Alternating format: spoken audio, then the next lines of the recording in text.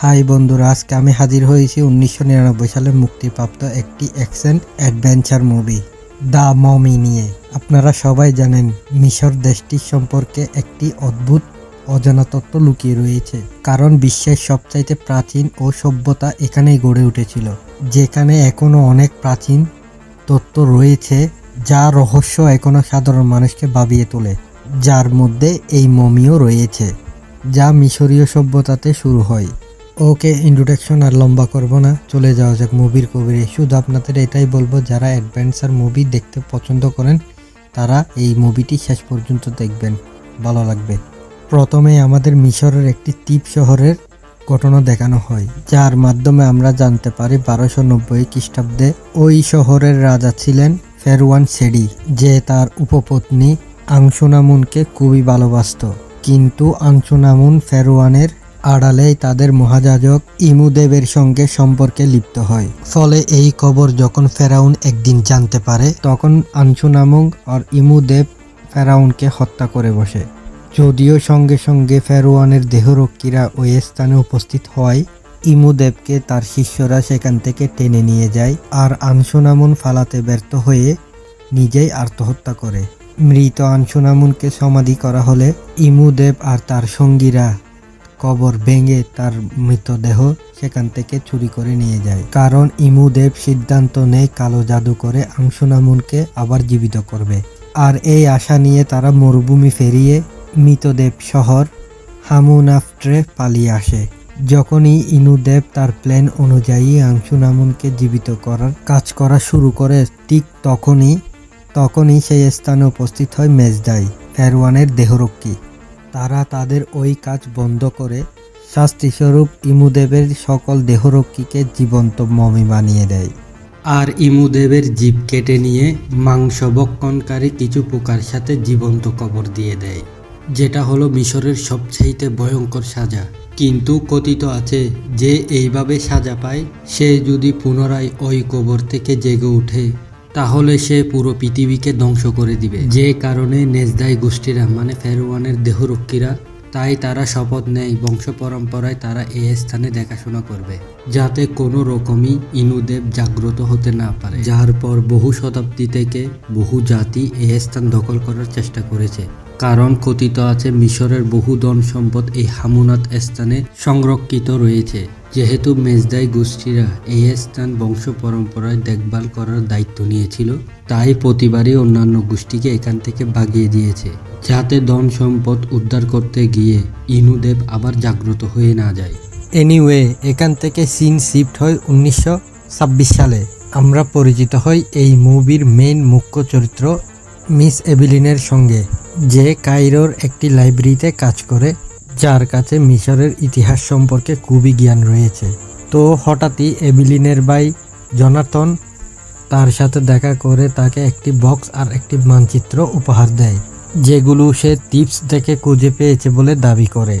এভিলিন মানচিত্র পর্যবেক্ষণ করে বুঝতে পারে এটি একটি মিশরের প্রাচীন জায়গা, হামুনাফতার মানচিত্র, যেখানে প্রাচীন মিশরের সমস্ত সম্পদ সংরক্ষণ করা রয়েছে। এটা বুঝতে পেরে ওই মানচিত্র নিয়ে সে দেখা করে ওই গ্রন্থাগারের তত্ত্বাবধায়ক ডক্টর বের সঙ্গে। কিন্তু ডক্টর বে ওই মানচিত্র দেখে হামুনাফটা নামক ওই স্থানকে পুরোপুরি গল্প কথা বলে উড়িয়ে দেয়, এবং সে ইচ্ছাকৃতভাবে মানচিত্রটি জ্বালিয়ে দেয়। ফলে এভলিনও বেশ কিছুটা হতাশ হয়ে পড়ে, কারণ সেটা আপনাদের আগেই বলেছি, এভলিনের মিশরের ইতিহাস সম্পর্কে যথেষ্ট ধারণা রয়েছে, আর সেই ধারণা অনুযায়ী সেই জানে ওই হামুনাত স্থানে রয়েছে আমুনরার গোল্ডেন বুক, যে বইতে অসম্ভব কিছু শক্তিশালী মন্ত্র লেখা রয়েছে। আর এভলিন চাই সে একবার হলেও ওই বইটা হাতে নিতে। এখন যেহেতু ওই মানচিত্রের অর্ধেক অংশ মিস্টার বেই জ্বালিয়ে দিয়েছে, তাই হামুনাফত্রা নামক ওই স্থান খুঁজে বের করা তার পক্ষে সম্ভব না। তো এরপরই তার ভাই তাকে জানায় এই বক্স আর মানচিত্রটি একটি আমেরিকানের কাছ থেকে চুরি করেছিল, যে বর্তমানে কায়রোর একটি কারাগারে বন্দী রয়েছে। তাই এভলিন যদি তার সাথে একবার কথা বলতে পারে, তারপর হয়তো তার কাছ থেকে হামুনাফত্রা সম্পর্কে আরও কিছু ধারণা নিতে পারবে। ফলে ভাইয়ের কথা অনুযায়ী সঙ্গে সঙ্গে উপস্থিত হয় কায়রোর কারাগারে সেই আমেরিকান রিকের সঙ্গে কথা বলতে। তার সঙ্গে কথা বলে এভলিন জানতে পারে হামুনাফট্রা নামক ওই স্থানটি কোথায় রয়েছে রিক খুব ভালো করেই জানে। ফলে আজ থেকে 3 বছর আগে এই রিকই ফরাসি এক সৈন্য দলের নেতৃত্ব দিয়েছিল ওই হামুনাফট্রা নামক স্থান দখল করার জন্য।